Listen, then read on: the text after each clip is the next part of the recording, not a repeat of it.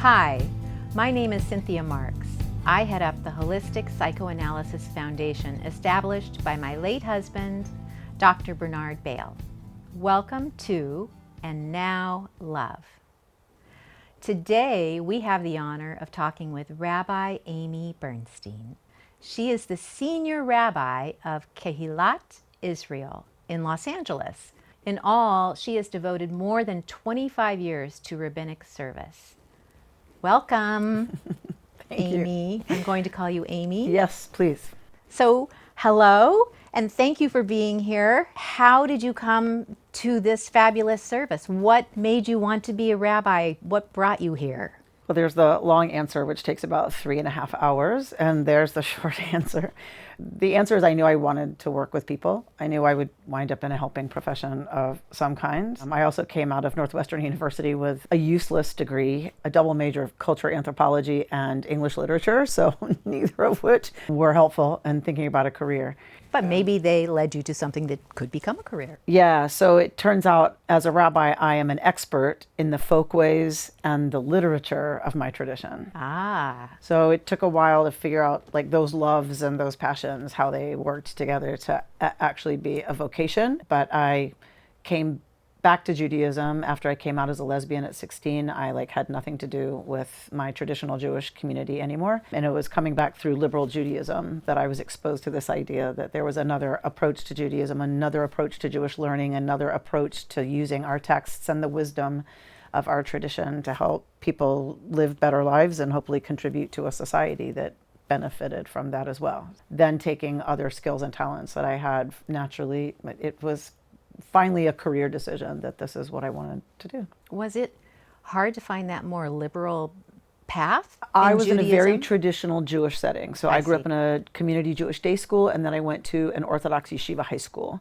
So I knew nothing about liberal Judaism other than it felt like church. It was all in English. Everyone stood up and sat down at the same time. And Jews don't do that in more traditional Judaism. So I really didn't know much about it. It just felt really foreign to me. Reform Judaism was the only liberal Judaism I knew, and that felt very, very stiff and very foreign. So it wasn't until I was a young adult and came back through the Reconstructionist movement, and by that time the Reform movement had changed also. But when I started to learn more about Reconstructionist Judaism and its philosophy and its approach to Jewish tradition, I understood that it was very serious, meaning not frivolous and light and something that didn't take the tradition seriously. It was about both taking tradition seriously and how the wisdom that's been passed down to us and the ways of looking at things, the time-tested wisdom, right, of the past generations, and evolving that for our time and being open to new thinking and new thoughts and new philosophies and new way of looking at things and accessing things and expressing timeless values and ethics, but in new terms. And realizing that it was the best of both, the best of contemporary, thinking as well as the deep, deep, deep wisdom of the past. And I really don't know that much, so I am layperson. Hi.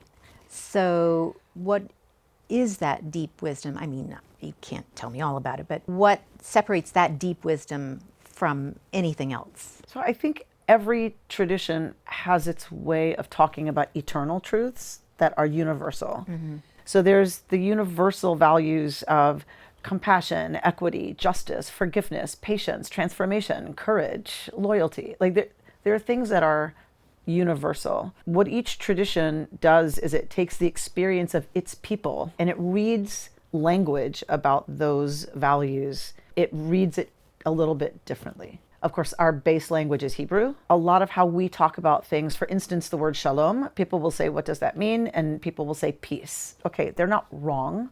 They'll say it means hello, goodbye, because it's a greeting and something you say as you're leaving each other. They will say it's hello, goodbye, and peace. Okay, sort of. Yes, but it comes from the root shalem, whole. So when you say peace, well, that's a terrible translation, actually, right? It's sort of peace. That's one flavor of shalom, but it comes from the root shalem, to be whole. What if every child were raised in such a way that they were more whole? The state of that wholeness is what we mean by shalom. So when we say shalom, we know that feeling, that wholeness, and we're wanting that for the person we're saying it to. Correct. You're wishing that. Yeah. for the person you're speaking to. You're not just saying hi. You're from the bottom of your heart. You're wishing them, right, wholeness. And you're Yeah. kind of asking about their wholeness. And in Hebrew, actually, when you say, how are you? In Hebrew, you say, ma shlomech. What's with your shalom? Oh, wow. How's your shalom? I like that. Right? You're not saying, how are you? Like, that's a very English, way of talking about Right. it. But ma shlomech, what's the state of your shalom? Well, that really speaks to Dr. Bale's work, which is mostly why we're having this podcast. Right. He believed that children needed to be whole and that typically children are not whole, that they are a product of all these things that have happened to them, that have happened to their ancestors. Some are fabulous, some are terrible, but that we basically have this imprint, this thing that is imprinted upon us that leads us to live a life that is not wholly our own. We're leading a life based on the things that we understood both consciously and unconsciously to be important, to represent love, to be who we thought we were supposed to be, but not who we really truly are. And he, of course, used the dream as his tool to get to the unconscious, where he believed that we would discover our true being, which is love. That true being is coming from the purest source of love. Dr. Bale believed that that is where our spirituality is coming from, and that glowing feeling of that pure love is spirit, whatever you want to call it.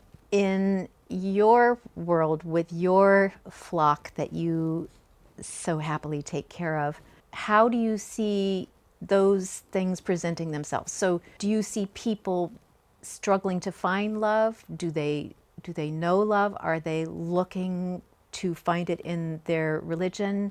What are people struggling with that you see in the real world?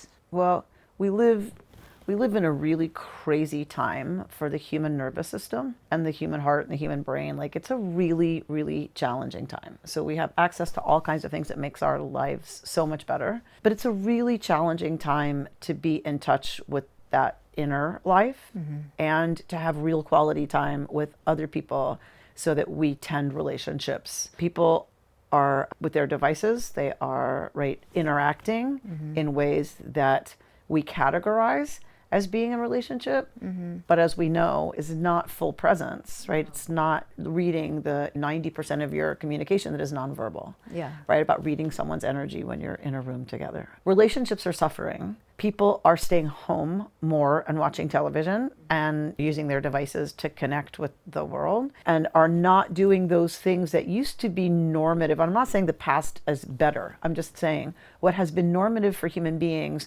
since we came out of the trees and off the savannah is to be in community and to be in relationship. So if I walked from my house to the bus stop where I needed to get the bus to go to wherever I was going, I had to pass 5 people I have a relationship with. The corner person that I live near, the corner grocer that I buy my vegetables from. We had these normal ways of interacting at many different levels. So people got that little hit of love just from buying their cucumbers every day. And since we don't have that anymore, we have so many fewer opportunities to both express and receive that kind of attention, that beneficent attention from people that helps us grow that place of love and keeps our heart softer and more tender and more open and more ready to be compassionate, which is another, of course, expression of love, is compassion, and for ourselves and for other people. So this is what I'm seeing. I'm seeing people really distracted. People are isolated. They think they're interacting, but they're really lonely. People are very, very lonely. And then once you get out of the phase of if people choose to marry and have children, once they're out of that phase, it's a very interesting thing to watch people really struggle with, now that they're not coming home to a family unit. And then if their spouse dies, or people are very isolated and they're very lonely and they're very busy. And in our American society, we praise productivity above all else. And so the busier you are, the more important you are, or the busier you are, the better you're doing at doing whatever it is you're about. Yeah, isn't it nice to make that phone call for some of us and say, I've only got 10 minutes because I've got 17 appointments after this. Right. You sort of feel like you're very valuable. And so what that means is people are not communicating, and people don't feel like they are anchored in relationship and in community. And that's one of the reasons I do what I do and I love what I do, is because my whole life's work is about creating intentional community, a community of deep intention to be together. You don't have to love everybody, but we figure out how to get along and create something that holds our young ones and holds our elders and holds family units, and all infused with time-tested ways of living in this world that make us better people and make society a better place. I see that too, that people are very comfortable isolating themselves. And yes, they manage to be busy. I know our world's a tough place right now, but why is that somehow easier than coming out into the community? I mean, there's something so luscious about being with someone and letting your friend cry on your shoulder is such a sweet thing, that you can comfort someone, and the other way around. Why has that gone by the wayside? Why is that no longer so precious? It's fascinating because we haven't prioritized it. That's number one. As a culture, we don't celebrate and honor friendships and relationships and community. That is not sexy. That is not what's selling. So what's selling is consumption, materialism, individualism, so the celebration of the individual, and all of those things work seriously against people putting as a priority, setting aside the time and the effort and what it will take to participate in community. When people are on their devices, when people are watching television, I love to watch television, I love my shows, but when people are mostly engaged that way, it's a distraction from what's happening below here. Sure. People are not taught the skills, and they don't have the practice to access what's happening in their psycho-emotional, spiritual selves. And so they don't have great skills or coping mechanisms for holding the stuff that's uncomfortable. And because we don't do it very much, stuff becomes way more uncomfortable, way faster. So the slightest irritation, the slightest impatience, the slightest self-judgment, the slightest whatever becomes almost intolerable. And so people would rather do almost anything than face it and sit with it. And I think that too is a big part of Dr. Bale's work, in that he really sees humanity just kind of settling into this comfort zone, even though most of us really know this is not the right place to be. It doesn't feel comfortable inside me in terms of satisfying myself. Let's just talk about that. I don't know that I love myself, but I know I can live right here as long as nobody upsets that, everything's okay.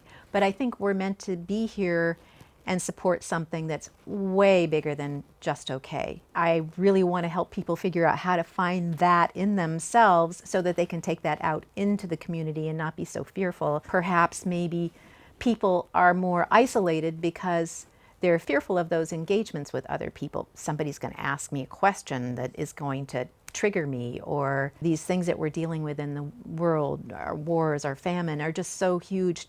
Can I just watch Mad Men again? Yeah. Whatever it is. Yeah. And add to that, I'm not sure it's one direction, right? I think community feeds our ability to be more present to ourselves, because it's like, oh yeah, this is where life actually happens. This is where I feel connection. Right? Doesn't have to be positive or negative. Like, this is where I feel connected. This is where I feel part of something bigger than me. And that feeds our ability to then maybe be a little less distractible, right? As we're more present in community. And then of course we have to figure out how to get better at being with ourselves and what's under the surface in order to be willing to go out into the community. So I think it goes both ways. Both ways. It feeds, both ways feed each other. Because you could end up in a community that's not very healthy, but it could be your community, and that's where you feel honored. Well, it's why many communities that are completely unhealthy are doing well. Yes. One's focused on hate, one focused on conspiracy theories, because people are starving for a place to belong. That's why my work is to try to provide a place where that's true, and it won't be to their detriment, nor to the detriment of the people that they will be coming into contact with in the society that they'll help be building. But you said something about, I'm afraid I'm going to get asked something if I go into conversation. The other thing people don't have a tolerance for anymore is being with people they don't know. They have 700 friends, most of whom they don't really know. They're comfortable sharing what they want to put forward, right? So what they're ready to have consumed. about their lives. They curate it and they put it out there. They're comfortable with that. But we've lost the ability to go to a Rotary Club meeting, sit at a table with people you don't know and introduce yourself and make conversation. We've lost the commitment to that, and we've lost opportunity for that. It's deteriorating, that mid section of the people who used to be on the PTA and the people who volunteered for the library and the people who did Girl Scouts and the people who did Rotary and all of those things that used to be mid-level. It wasn't your family, it wasn't your best friends, and it wasn't strangers. It was like this mid-level engagement. And as that has deteriorated, people have less tolerance for going into a synagogue or going somewhere and saying, I don't know somebody to sit with.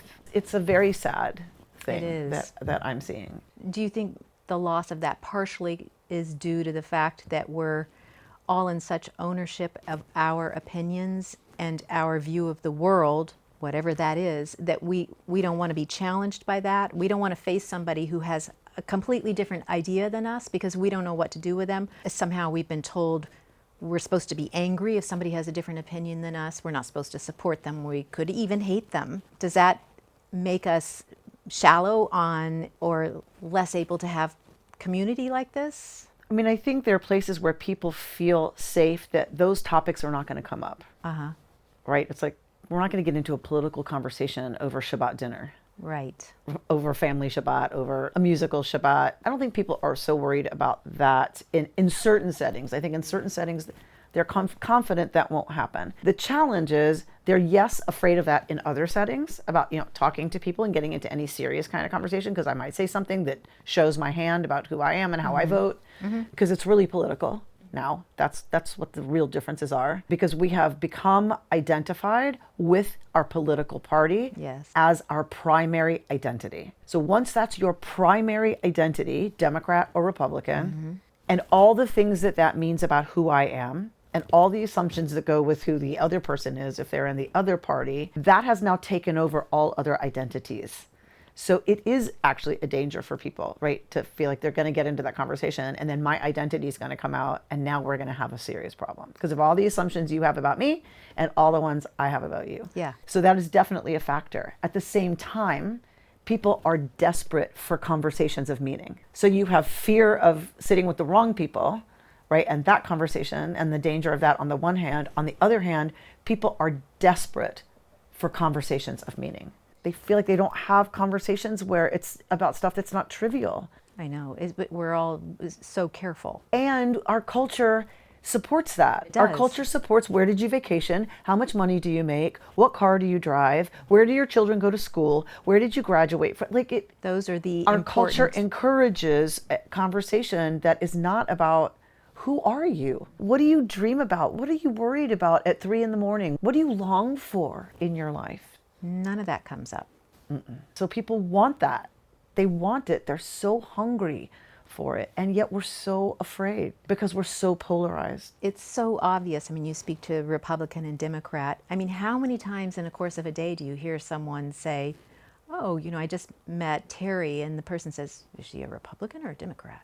And that means you either do or don't get to have a relationship with her. That's right. It wasn't always like this. No, it wasn't, because our primary identity wasn't how we voted. We've become so polarized that now it's become our primary identity as Americans. Is it the people, the humanity that got us here, or is it the politicians that got us here? I think it's a lot of stuff that got us here. A lot of it is people are reading things that are fed to them by algorithms. We don't realize it, but we've lost a lot of choice about what we're exposed to. And so our echo chambers have gotten smaller and smaller. I only hear people who agree with me, and Facebook will feed me stuff that is what I agree with and support already. And then it will send me stuff to get me as outraged as possible about the other side. Because the other side, that's gonna make me far more angry than someone on my side saying something that I might not agree with, but the other side. And if we get angry enough, we interact with the app. And when we interact with the app, people who buy ads on the app get our attention. They get our eyes on the app, and that's what they pay for. They're paying for our attention. So we have sold our attention. So once you do that, now you're not even in control of what you are reading. You're not in control about what you have emotional reactions to all day, because it's being fed to you. right? That's on YouTube, that's on Facebook, that's on Instagram. It's on everything that's driven by these algorithms. And of course, it came out that that's true, that that's how they drive the algorithm, is what is going to anger you the most. That's going to get a reaction from you, because that's what advertisers pay for. Advertisers pay for is your attention. If that's where our attention is, it's little wonder that we are no longer open to wonder. We're not reading fiction that nourishes us. We're not reading poetry. We're not exposing ourselves to lots of other stuff that would feed our common humanity, that would feed our compassion, that would feed our desire to understand somebody on the other side. We're marinating in what's going to make us really angry because it benefits advertisers. And as long as we're based in a consumerist society, and as long as consumption is how we're driven, and having more and more and the newest and the best and planned obsolescence, so you need another one and then you want the newest one, and as long as that's what's guiding our decision making and our attention, we're going to continue to be then influenced by all of this stuff that the advertisers want, which is for us to get more and more angry at each other. Mm-hmm. And it's so working. And it's working. Most of us are completely content in that arena. You, as this fabulous guide to all these people, what is the way out of that? So I think part of it is about making a commitment to not give over our attention. So it's about putting the app down. I stopped using Facebook for the most part. I have a professional page, and my people at the office will sometimes post to my personal page. Every now and then I post something about my daughter, but that's it. Because I realized how ugly and horrible and shallow and purposeful what they're feeding me is. And you can't know anymore if it's a bot or a person. Like, we know this. Yeah. So these comments that you see on your own feed, you don't even know if that's a person. 3 times a week, at least, I get a friend request from a fake Facebook page, right? I've started clicking on their photo and then looking through their photo. And when there's 2 photos on there, guess what? Yeah, it's a not bot. so much. So part of it is making a commitment that I'm not living here anymore. And my attention is too precious. Where we place our attention is what our life is. I mean, it's not a new concept, but recently that has started to sink in. I've read it several places now, and several brilliant thinkers and philosophers, that where we place our attention is our life. So it comes down to, is that where we want to place our attention? Is in this garbage? Like, really? Some examples of a good place to do that. So when you put that down, right, on the drive over here, I was starting to get nervous. I was late. I was in traffic. It was taking way longer than I anticipated. This is people's precious time. Immediately, I went to turn on Sirius XM and go to the news channel. I'll be distracted by what's happening. Like, tell me what's happening now. But of course, within 30 seconds, I was worse, right? I was more angry, more frustrated. And I was like, okay, is this how you want to go into a conversation with someone who's making space for you? Is that how you want to walk in there? And is this who you want to be? And so, like, I turned it off and turned on a book on tape that I'm reading about a man who was writing about healing work around justice, and he's dying of Huntington's.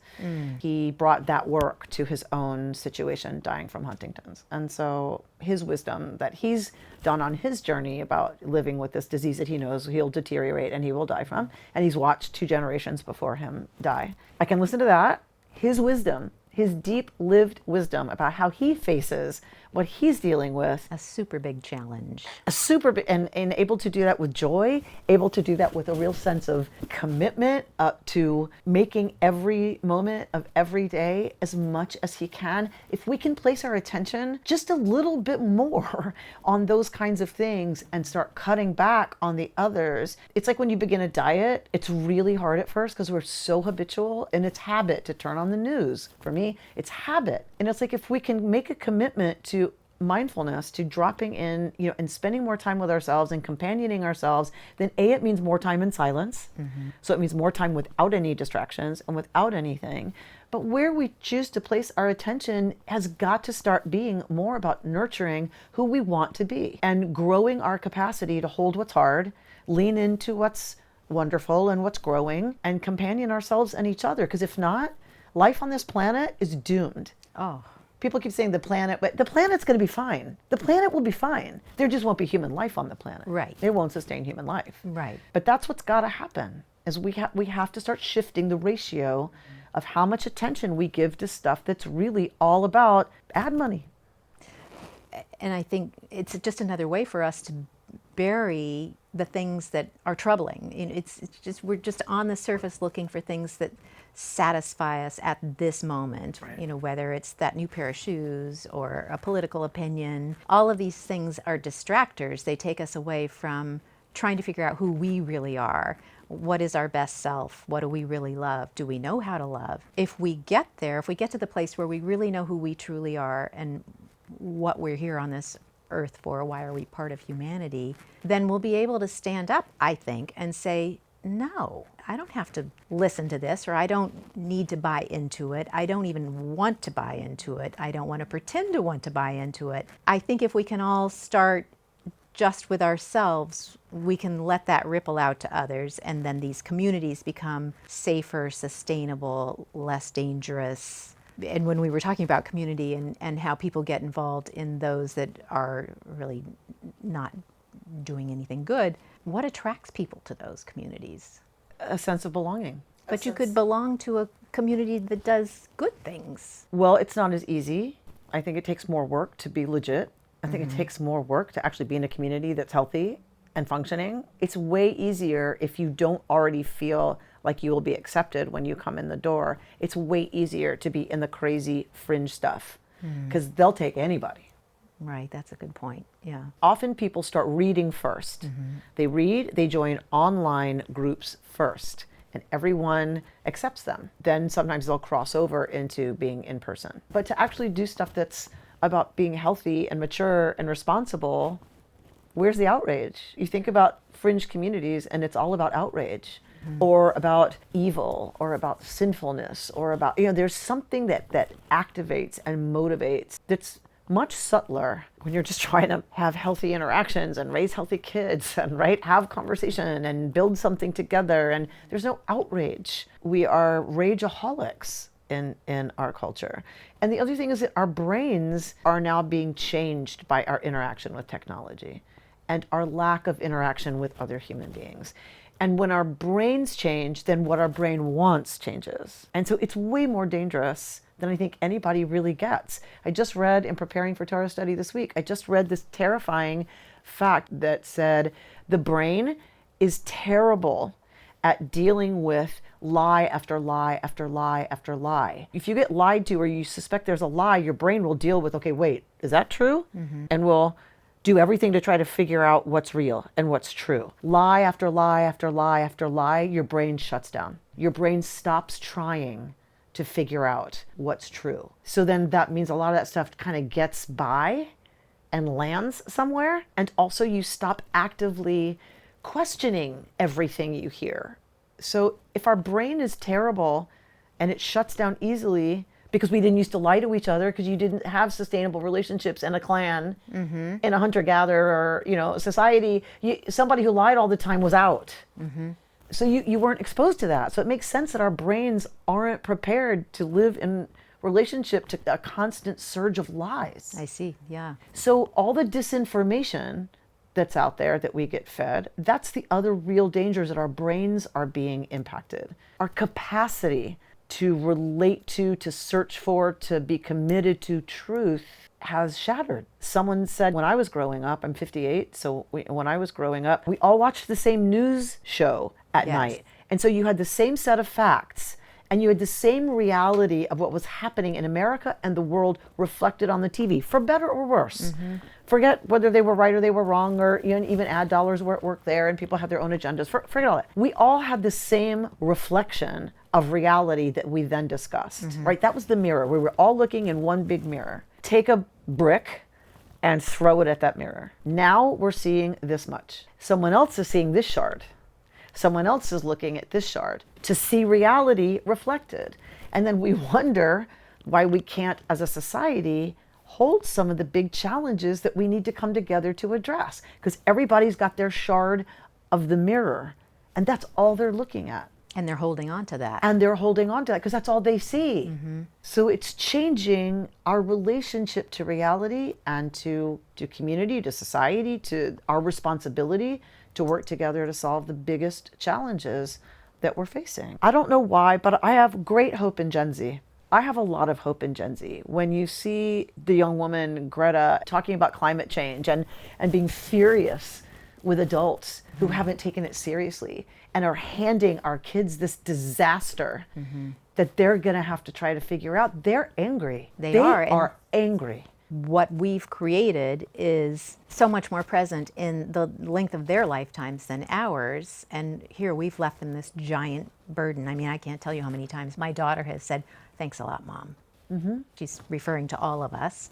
Yes. I think what you're talking about in terms of this media presentation and these shards of the mirror, it's not going to make our wars go away. It's not going to change us enough to stop that process, but maybe if we can get back to a place where, okay, we're all kind of getting the same amount of information from this source, and what you do with it outside of that becomes sort of who you are and what you want to represent. So we all start with the same thing, which is it gives us an opportunity to develop our own thoughts. We're not just buying into this little trinket and we're going to just hold on to that no matter what and convince ourselves that our trinket is the way to go. When we were listening to Walter Cronkite, we were just like, okay, thanks, Walter. And then you would go and talk with your friends. And then you read whichever newspaper you read and whichever commentator you read that does skew towards your values. And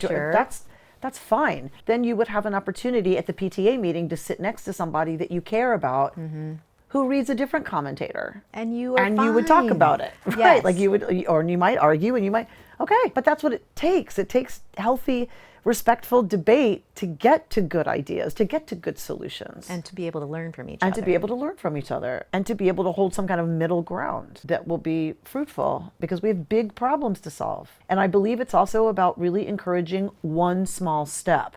We also are so, we're so used to this big scale of if you're not doing something huge, you're not making a difference. That's not true. It's going to take a bunch of small steps. And when we take a few small steps, we start to come out of this learned helplessness that it's all too big and there's nothing I can do, so I'm just going to watch Mad Men again. I think a lot of us really feel like it's futile. Correct. I can't put my foot in the water. My family makes so much fun of me for like washing plastic bags. That you're doing something. I try, right? Every time I reuse, and so my daughter laughs at me, but I also know that her generation is committed to doing things differently. They understand the precipice that we're at. Whether they can do it, I don't know. But it's the hope I have, is that they seem to get it. And we need to raise more young people who get it. And we need to raise more young people who've been taken care of in the really important ways so that they can reach their full potential and are healthy and whole enough to be able to contribute to the solutions. Yes. Given that these younger generations are so ingrained in social media, consider that the main form of human contact. How are those people able to really have true human contact when they sort of believe that that is true human contact? And I think we're at a place where my hope is that as they grow up and as they mature, they're going to find that it's always going to be there and it's going to be incorporated in their lives. That's just a reality. But I'm hoping that they will be wise enough to know that to address the world's problems, they can't just be in those devices. That they have to attend a meeting about, the local effort at fill in the blank. I think they've seen the failure of us not doing that. And I think they get it, that they're going to have to do something. We've left them with a huge task. And unfortunately, one of those tasks is making themselves healthy first, looking inward and seeing what can I do to better myself so that I know how to operate in my community, so that I know how to love humanity. Because I think we're all just like fishing, throwing that in there and seeing what catches, and none of it feels good, none of it is satisfying. And I really, really hope that these younger people can know what it really feels like to love. Yeah, and part of pushing back against that imagery is for girls to feel like they're lovable without being the perfect model of beauty and the perfect model of what we think a figure should look like. Part about pushing back against all that stuff is also freeing them to love themselves and other people, and young men who we tell, you have to be the provider and you have to go out there and you have to be tough and you can't show emotion and you can't feel, you have to be strong. And so we don't give boys and men the opportunity to explore, right, their own sensitive responses to the world and cultivating a heart that's compassionate and soft, and being able to have relationships where they can say that they can say they love someone. As much as I talk about how challenging it all is and we're moving in the wrong direction, I believe the arc of change is going in the right direction. That I have the education I have, that I'm able to do a job that was a man's job and only a man's job not that long ago. Yeah. That I could go to university, that I could then have a career, that I could go to graduate school, that I'm taken seriously by a 900 family community. That does speak to the arc. The arc, I believe, is moving in the right direction. We need to move it more quickly, and we need to address the socioeconomic gap, the race gap, the real gender gap that no one wants to really own and talk about, the pay gap. But we need to do a much better job, and we need to move it quicker. But I do think the arc is going in the right direction. But see, you say all of those things, and I think to myself, another episode of Mad Men. So, I mean, it's so easy to look at that and go, oh my God, that's just way too much. And as you say, the little bit that I can help is it's just not even going to be noticed. I mean, how do we instill in people that they're important and that their little steps are not so little? So this is where I go back to the wisdom of my tradition. Why was one human being created alone? The divine could have done a lot of different things, and this is mythology. I don't believe the creation story is literal. I believe it's myth, which points at other truths. One of which is, why one? Why not create 27 and see what worked out from among them? And the rabbis teach it's because it was so that we really got the message, A, we are all connected. We all go back to one or to two, but also that God says, if this person is gone, there is no humanity. There is no one, because every single human being is precious. Every single human being is a universe. Every single human being is a world. That means we have to treat every single person we meet as being created in the image of the divine, as being a spark of the divine flame. And we have to treat them with respect and regard. And it doesn't matter if you disagree. It doesn't matter if you don't like them. It doesn't matter. If we take that seriously, then every time I interact with somebody, I influence what their life looks like and what they pass on down the line. Every time I don't snap at somebody in the grocery store line, that person is not going to pass on then the anger and the volatility and the hurt and the whatever that I did to them. So if I snap at the cashier because they're too slow and I'm having a bad day, right, they're going to pass that on to somebody else. Right. So if we start really taking that seriously, then our interactions are important. And we can see that and we can know that, right? I've taught my daughter, you always look at the name tag of whoever you're dealing with and you call them by their name. And when we arrive at the synagogue, you say hello to the security guards. When we arrive somewhere else, you greet the person who's standing, working at the door, because that matters. It matters when we treat each other like human beings. It matters when we treat each other as containers of holy potential that none of us can really ever understand about another human being. Our actions also have the same effect. They are ripples that become, right, much bigger and broader and wider than we can ever know and ever imagine. I just became a mentor in a program for LGBTQIA young people starting out because I'm a success in my profession, apparently. And so it's like, okay, so every person I mentor, every young person I sit with training for their bar and bat mitzvah, and I can help them believe and trust in themselves and their ability to access a vision of who they want to be as an adult that is from what they've heard from all of their teachers and all of the things they've read that they're inspired by and all the people in history they're inspired by. We contribute every single time we are about that work. And we have to tell each other that. I believe that people recognize those things and they feel something.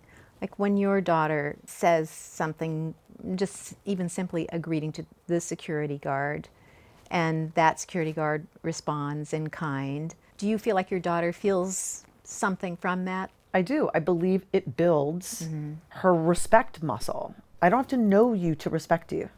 It builds that ability to talk to strangers. The practice builds a habit, a good habit of making sure we see who's at the margins.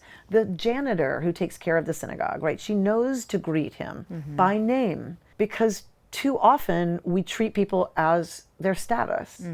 Whether it's money, whether it's power, whatever it is, we react and relate to people out of our perception of their status or of their use to me. So this is Heschel's I-thou rather than an I-it relationship. An I-thou relationship recognizes that I'm dealing with another human being. That's also precious. That's also precious and is a world unto themselves and can never be replaced. No human being like you, exactly you, will ever exist again. It never has, and it never will again.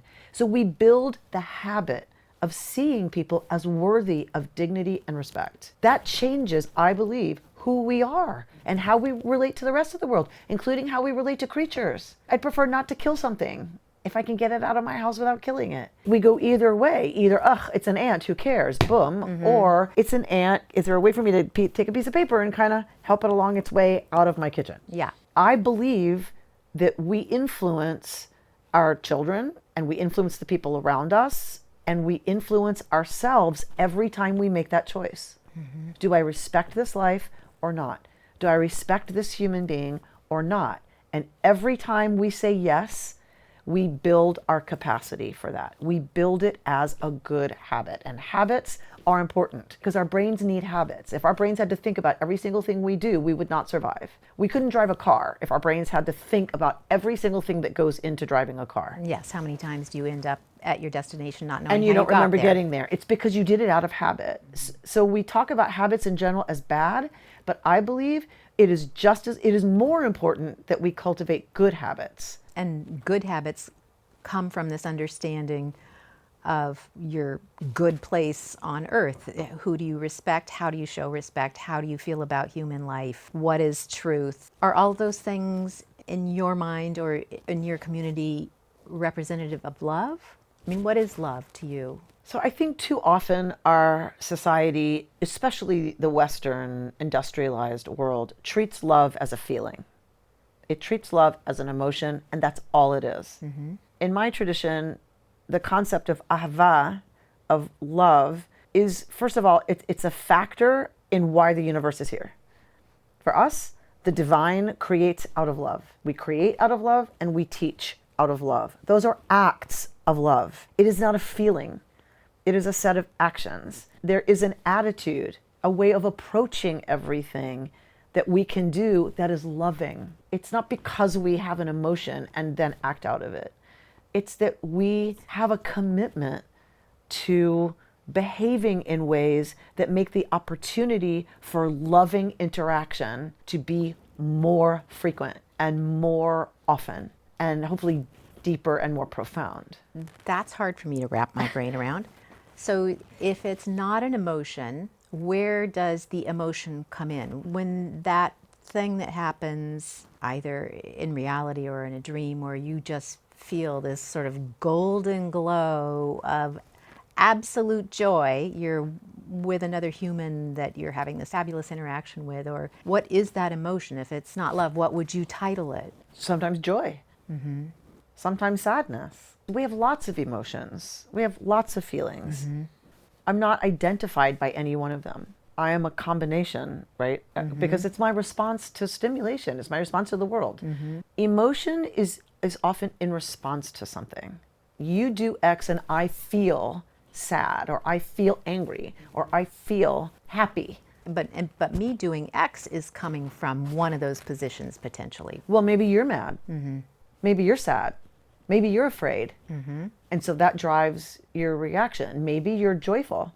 There's lots of different feelings, but underneath all of that, for me, there is spirit. That there is something else under all of my emotions that are because I'm a creature with a nervous system living in a universe. There is something that when I can get in touch with it, I know is all about goodness and purity and light and love and compassion. Our work is to act from that place, to be able to access that place, because then our acts will be loving acts and our approach to things will be a loving approach to things.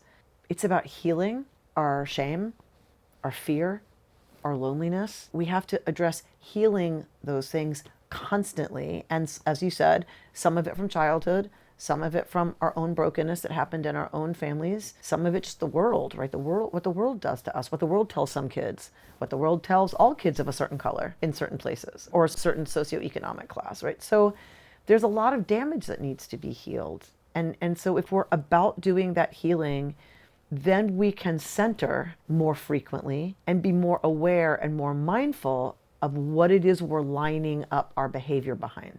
It's about cultivating love for myself and the ability to act lovingly. Even if I don't feel it, I try to act lovingly towards my daughter even when I don't feel it right now. But I would say because you truly, from the bottom of your heart, love her more than anybody else on earth might, that's what's stopping you from saying you're moving out. So let's go back to the cashier at Ralph's. I don't love the cashier at Ralph's. No, but you act from a loving place. But I try to act as if I did. If you loved that person, would you talk to them like that? If you really respected that person as a human being worthy of regard and respect and care and concern and love, would you snap at them when they're doing their best because you're late, because you're stressed out because you didn't eat? Right, because somebody yelled at you. Because somebody yelled at me 5 minutes ago. So that's what I'm saying. It's cultivating, right? The as if that is not always based in my emotion. I don't love her. I understand that. But to be fair, on a broader level, I try very hard to remember that we need to love every human being. But that's right. Maybe we're actually talking about the same thing. Maybe I'm using the word love where you use the word spirit. Right. So I think probably from what I've heard you say about his work, that's what Bernard believed, is that he would use the term love for all of the stuff that I might use the term soul or spirit. That when we return to what is ultimate, when we return to what is our essence, he would say that's love. And I would say that's spirit. But I don't disagree that it's about that accessing that is how I start to heal damage. Right, just by even being mindful of that it's there, that something's come up, and then I get to touch that place with deep compassion and hold all of that with great compassion. Forgive myself, forgive who I need to forgive. Topic for another day. Exactly. I think we use it way too much. I think that you're unique in that ability to look at yourself and say, okay, well, that thing I did this morning, that doesn't sit right with me. I don't feel good about that. Why did I go there? What's going on with me? What do I need to address about me? I think most of us just slide right over that. Not enough time. It hurts too much to try and figure that out. That means I have to confront something in me, and maybe it doesn't have to do with forgiveness at all. It's just like, okay, you did this thing, and why? And how can I not do that again? And not only how can I not do that, but what can I teach myself so the thought of doing that never even enters my mind, that I instead choose to come from this place that you've suggested, where there's the checkout person and I can talk to them as if they're this fabulous human, or get angry with them, snap at them. What I want is other people to have that same ability that you seem to just have naturally. Do you have that naturally? No, I don't. I'm a very impatient person by nature. But yet you look at yourself and say, okay, what do I need to work on? Because I have chosen to surround myself and immerse myself in teachings and practices that are all about trying to be a better person, right? That's my job as a Jew, is to try to be a better person and contribute to everyone else around me having a better experience, and then the world will be a better place. And so that's our job every day, is to figure out how to be better at that. But it takes practice, and it takes practicing regularly. I do mindfulness practice. I do a prayer practice. And I don't believe in a supernatural God who controls things, so I'm not praying to some being who's going to intervene. I open myself to draw on the forces in this world for transformation and compassion and patience and forgiveness and comfort and love. Where are those forces? Where are they coming from? I believe it's just part of how the universe is put together. Is that those things are a part of our experience, and are available to us at all times. We have to do the work of accessing them. Which is hard. So part of it is mindfulness practice. And for me, there's a prayer practice that's about this too, is about we have to take some time to get to know, where are we right now? What's happening with me right now? Where am I hurting? Where am I afraid? And when it comes up during the day, if you've done that work, you notice it. You're mindful of it. That's why it's called mindfulness practice. So that I'm mindful that I'm about to snap. If we can increase the distance between the impulse to take somebody's head off and actually doing it, if we can increase the space by half a second, we buy ourselves just enough time to say, is that really where you want to go? I don't always succeed. Even just to have that statement in your head, is that really where you want to go? I mean, to be able to say that at so many different moments during the course of the day. Correct. So that's a practice. That means you practice. It means I also have a practice of singing with people. I go to services every Friday night. I engage in preparing Torah study every week, so that I'm reading commentary, spiritual commentary on what, our sacred scripture is talking about and how we apply that in our lives. So I'm reading the masters and mistresses of my wisdom tradition and lots of other wisdom traditions. I've read a lot of Buddhist teaching. I've read a lot of Thich Nhat Hanh and Pema Chodron, and so folks who are from the East and rooted in that tradition. So, but it's about paying attention, and it's about doing the work. I've also been in therapy. Thank God for therapy. It's like that was one of the first stages was, oh wait, there's damage here. That's why I'm so angry. That's why I'm so reactive. There's damage. Didn't think about that. Didn't think about that. And so then then a good therapist starts to help you see where those places are that need your attention and need your loving attention and intention, and the ways we need to start thinking differently than we tend to think about ourselves. Yes. Because often that's what we project onto other people. Yeah, and to be okay with being damaged. Because there's no way in or out of this business without damage. There's no way into a human experience and being raised in human society without damage. We'll contend with that our entire lives. I mean, I Right. think we're always just a work in progress, let's say.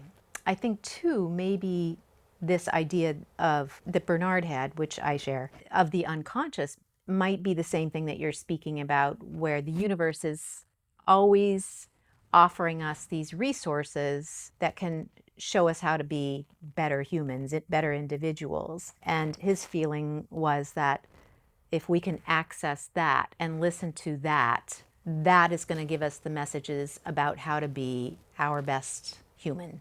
Right. And the subconscious has a lot of dark stuff in it. It's about, what am I accessing? What am I bringing forward from the deeper parts of who I am? And what am I cultivating? Because it's also about cultivation. It's about continuing to do the practices that help soften us, because it's not natural. No, and I think it's important to deal with these things that are deep and dark and disturbing, because, again, they'll continue to contribute to who we are and how we behave in the world. Correct. And I do think that, as you said, that some of these scary communities, let's say, are attracting people who have these dark issues that are much, much too difficult to want to look at or to even access. And I think there are people who are so damaged that they are only really able to function and thrive in places that are dark and dank. Maybe they've never had a community, and Correct. this is... I 100% agree, and I wish there was a way to get every single one of those people treatment that's appropriate for what they're addressing and what they're dealing with and with their demons. But we don't prioritize mental health. That's number one. Number two, we don't talk about it. It's so stigmatized. And I'm talking about depression. I'm talking about serious depression, those kinds of things that lead people to really dark places. If we could have more honest conversations about mental illness and stop stigmatizing it, then I think a lot more people would get treatment. I do too. And I also think that there are plenty of people who are interested in actual treatment, not just being given something from the pharmacy Correct. that sort of soothes them or makes them acceptable in society. Correct. It's not really healing anyone. Right. And we don't help people access real modes of healing because we're terrible at them as a society. Modalities for healing are like, what? But you can take a pill, you can get Viagra, anywhere. The things we prioritize, we have access to. And the pharmaceutical companies, of course, control so much of what drives research and what we're looking into. Are we looking into holistic methods of really treating the whole person, or are we looking at something that's going to make a company money, which is managing symptoms? Disease is not being addressed, including diseases that are mental illness. Probably very low on the list. Very low on the list. There's so many people suffering, and the way we've designed society is it pushes them further and further into the corners and into isolated lives where whatever that is manifesting for them gets worse and is magnified because they're shown so little attention and affection and real care. Right, and they're made to feel less of a human. Yes, and are treated like that. Yeah, it's hard to believe that today in 2024 that is still a reality. So in your congregation, what are some of the good things you see happening to people, or what do you see people starving to do that's a positive thing? Seeing people come together and singing and leaning into just a different way of being and behaving in the world like that, like singing sacred liturgy, singing sacred intention, singing in joy, singing out of a sense of community, and that we're here and wonder, and that we get one day out of 7, we need to like shift our focus and be about something else, and that their commitment to doing that and being there is so nourishing, and people need it so much, and they're really taking a lot from that. We've designed a more creative musical service that is drawing 100 people every time we do it, every 6 weeks or so, and they're really loving it. I'm offering mindfulness practice. People are hungry for ways and language, wisdom from the tradition, like that in those mindfulness practice sessions. People are really also missing cross-generational contact. Most people live in nuclear family units, so the kids know other kids, and they have some adults in their lives, and adults know adults that they meet through their kids or sometimes at work or whatever else. And then our elder generation, they're often very lonely, and because they don't have nuclear family living with them, because we no longer live like that in multi-generational families. That's starting to change. It is. It is starting to change. People are starting to build smaller houses on their, like they give their big house to the kids and they build a smaller house on the property. So people are starting to get it, that we've lost the incredible nourishment of cross-generational contact, as well as the ease and joy that we get from not being overwhelmed all the time, because there's more people to share the load of all the things we have to do to adult in our time. Adulting is very hard and all-consuming right now, the amount of things we have to keep up with and do. It is. I'm seeing relationships across generation. My daughter doesn't come to synagogue often. When she comes in, she lights up when she sees Margot, who's 91. Right? Because she's known her since she was 6. And so she runs over to Margot to hug her. She knows Elaine, who's, 87. And she runs to Elaine to hug her, and like she just lights up. And we don't have that. In the United States. In the United States, we do not have that. And so that's another thing I find in communities of intention, is that we have really rich connection across generations, and also opportunities to learn as adults, to be together and learn and have conversation that is not about what's on television or who won the big game, or again, where did you vacation, or what, like whatever passes for conversation. And so to really build a community where meaningful conversation is again part of people's expectation of what they will be doing routinely, fills them with hope that there's something coming of meaning, builds their confidence, right, in having those conversations, and keeps our brains and hearts active in learning. Because lifelong learning, we know, is a key to mental health. We know it's a key to mental acuity.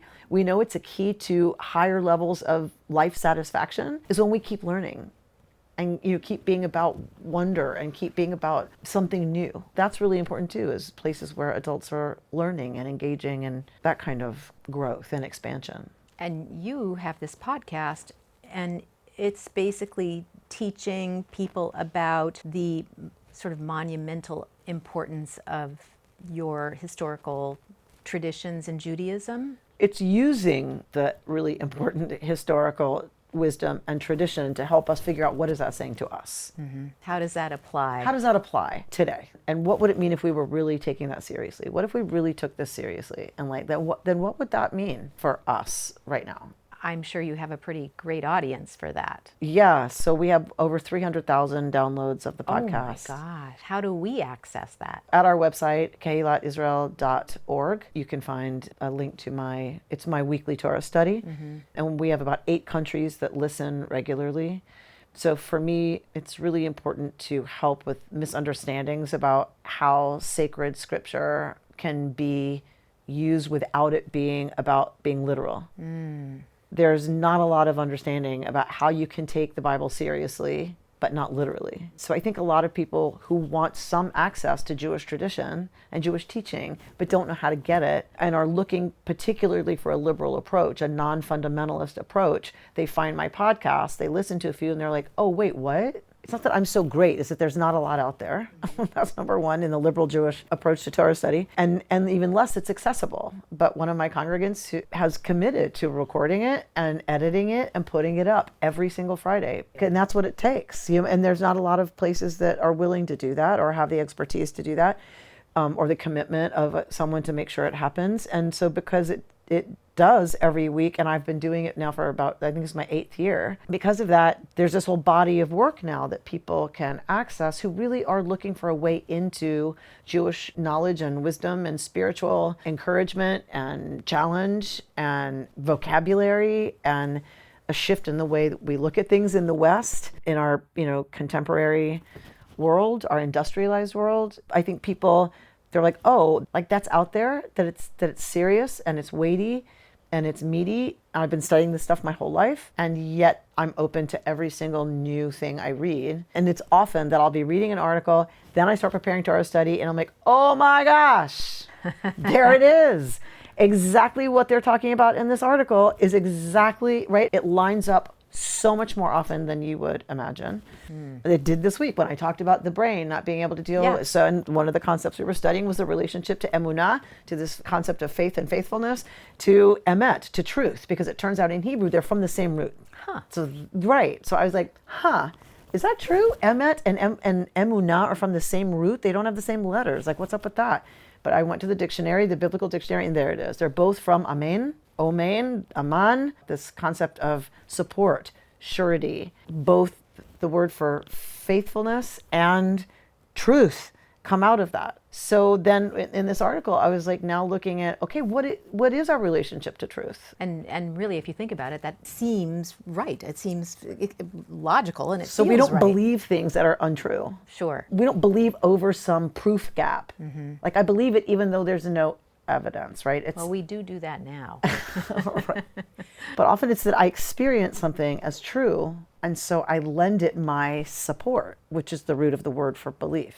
Anyway, my point being that article was right, it took me right into part of Torah study, and then talking about disinformation and talking about how many lies were being fed so often, and maybe the collapse of the societal ability, because society's made out of human brains, the collapse of our ability to really start discerning anymore what's true, and then pushing back against what's not, when we know it's a lie. Right, and there's not enough pushback. Correct. There's not enough demand for the truth. No, and there's a lot of forgiveness. Of really spinning things in a way purposefully that is misleading. Yes. I think we have to end, and I don't like that, but thank you so much for being here. It's fabulous. I've learned so much, and I hope we could talk again. I would love that. It's an honor to be here. I wish you so much strength and good health and joy in your work and in carrying on your beloved's work. Thank you. It's so important to reorient ourselves in these days and times, to reorient ourselves to an attitude of love. Whatever we can do, and thank you for doing what you're doing with this group of people that you're guiding. It truly is an honor. Thank you. And thank you for joining us, and we'll see you next time.